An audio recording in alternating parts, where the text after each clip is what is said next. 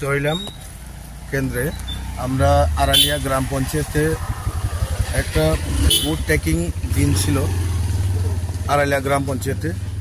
কিন্তু আমরা আজকে এখানে আয়া দেখলাম যে আমরা টিপ্রামথা চারজন যে মেম্বার তাদের জন্য বসার কোনো অ্যারেঞ্জমেন্ট নেই, এবং যারা লিডার্সরা উড টেকিং যারা লিডার্সরা যারা আছেন তাদের লেগে কোনো অ্যারেঞ্জমেন্ট নেই। খালি বিজেপির লোক এখানে বওয়ার জন্য এখানে চেয়ার এবং সব কিছু করছে। তো আমরা এখানে দেখলাম কোনো অ্যারেঞ্জমেন্ট নাই।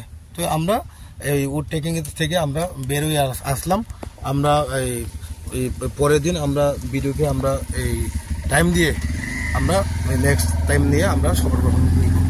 কিন্তু আমি একটা বলতে চাই যে এখানে যে এই বিডিও সাহেব যে অ্যারেঞ্জমেন্টটা যেভাবে অ্যারেঞ্জমেন্টটা করছে, কিন্তু এরভাবে অ্যারেঞ্জমেন্ট আমি কোনো দিনও আমার জীবনে শপথ গ্রহণ আমি দেখলাম না।